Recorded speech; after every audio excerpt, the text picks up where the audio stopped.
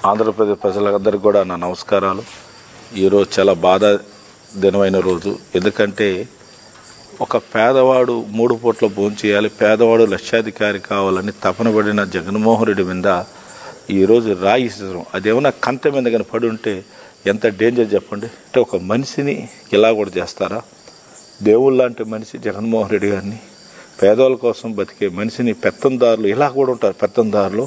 కానీ వాడు ఎంత స్పెషలిస్ట్ చంద్రబాబు నాయుడు టీము ఈరోజు ట్రైనింగ్ ఇచ్చి జగన్మోహన్ రెడ్డిని అంత వెహికల్ అంత దూరం వస్తాడు ఎలా నెక్స్ట్ డేట్లు ఈరోజు ట్రైనింగ్ తీసుకొని ఎంత దూరం ఉన్నా కూడా అటాక్ చేస్తారు. జగన్మోహన్ రెడ్డి మీద అంత లాంగ్లో కరెక్ట్గా కొట్టడం అనేది ఇది ట్రైనింగ్ తీసుకున్నది కుట్ర. ఇది నేను చెప్తున్నాను, ఒక్కరోజు ప్లానింగ్ కాదు, ఆయన బస్ యాత్ర రోజు నుంచి ప్లానింగ్ స్టార్ట్ అయింది. నిజంగా చెప్తా ఉన్నాను, పైన అమ్మవారు ఉన్నారు. మీరు చేసిన అటువంటి తప్పులు మీ కుటుంబాలు తగులుతాయి. చంద్రబాబు నాయుడు గారు గుర్తుపెట్టుకో, ఇంకా నువ్వు మారవు.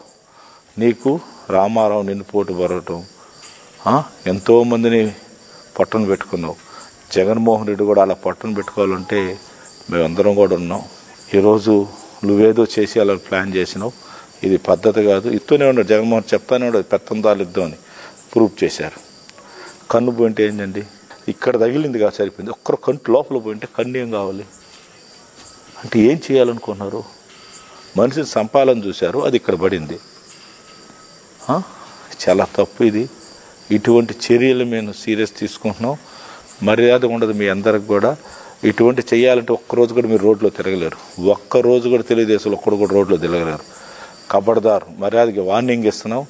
నీకు నీ బ్యాచ్కి అంతా కూడా నువ్వు అరికట్టలేకపోతే యుద్ధం దిగినప్పుడు ధర్మ యుద్ధం చేద్దాం.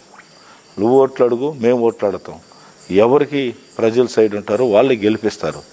ఇదేంది ఇది ముష్టి యుద్ధమా? ఇదేంది ఇది? మనుషుల్ని చంపేసి గెలవాలంటారా? ఈరోజు పథకాలు తీసుకున్నదంతా జగన్మోహన్ రెడ్డి రూపంలో ఉండే మనుషులే. అంత ఈజీ కాదు. జగన్మోహన్ రెడ్డి గారికి ప్రజలందరూ ఆశీర్వాదం ఉన్న రోజులు ఆ భగవంతుడు ప్రజలే కాపాడతారని తెలియజేస్తున్నాను. ఇటువంటి చర్యల్ని మేము తీవ్రంగా ఖండిస్తున్నాం.